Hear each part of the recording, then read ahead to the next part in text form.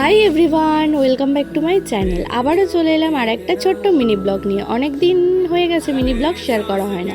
আর এই ভিডিওটা বেশ কয়েকদিন আগে শিবরাত্রির দিন এর ভিডিও। তো আমি সেদিনকে শিবরাত্রির দিনকে ডিউটি ছিল, ডিউটি গেছিলাম এবং সন্ধ্যাবেলা এসে বাড়িতে একটু পুজো দিয়েছিলাম।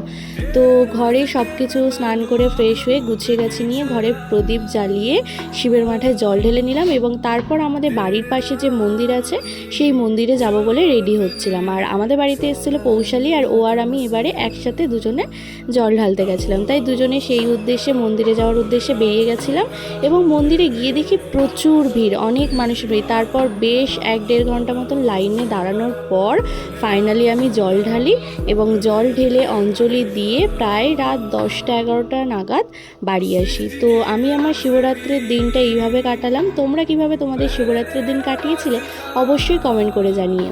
আর ভালো লাগলে অবশ্যই ভিডিওটাতে একটা লাইক করে দিও। তোমরা তো অনেক দিন আগেই শেয়ার করেছো, আমি অনেক লেটে শেয়ার করলাম, তার জন্য সরি। তো সবাই সুস্থ থাকো, ভালো থাকো আর সবাইকে ভালো রাখো। আর আজকে তাহলে আসি, দেখা হবে আবার অন্য কোনো ভিডিওতে। বাই সবাইকে।